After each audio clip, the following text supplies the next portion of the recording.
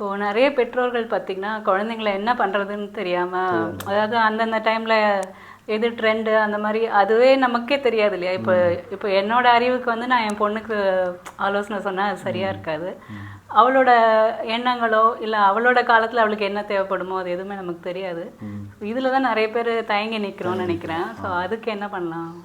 இப்போ பெற்றோர்களுக்கு நான் சொல்லக்கூடியது என்ன அப்படின்னா, நாம் வந்து நம்ம குழந்தைகளை வந்து அடுத்த லெவலுக்கு கொண்டு போகணும், அவங்கள வந்து பெரிய அளவில் அச்சீவர்ஸாக உருவாக்கணும் அப்படின்னு நீங்கள் ஆசைப்பட்டீங்கன்னா, நான் சொல்லக்கூடிய அந்த 5 இதை மட்டும் நீங்கள் ஃபாலோ பண்ணுங்கள். ஒன்று வந்து அவங்களுடைய அறிவாற்றலை வந்து மேம்படுத்துறது. ரெண்டாவது வந்து அவங்களுக்கு நல்லொழுக்கம் அப்படின்னு சொல்லக்கூடியதை கொடுக்கணும். அதோடு சேர்த்து வந்து ஆன்மீகத்தையும் கொடுக்கணும். நல்லொழுக்கம், ஆன்மீகம், இது வந்து 2வது இடத்துல இருக்கு. அடுத்தது வந்து பார்த்தீங்கன்னா அவங்களுக்கு என்ன திறமை இருக்கோ அந்த திறமையை கண்டுபிடிச்சு அதன்படியே கொண்டு போகணும். இது 3வது இருக்கக்கூடியது. 4வது இருக்கக்கூடியது அவங்களுக்கு குறைஞ்சபட்சம் ஒரு 6 மொழிகளாவது கற்றுக் கொடுத்து பேச வச்சுருக்கணும். 5வதாக இருக்கக்கூடியது அவங்களுடைய உடல் நலத்தை வந்து பாதுகாக்கணும், அதில் மனநலத்தையும் பாதுகாக்கணும்.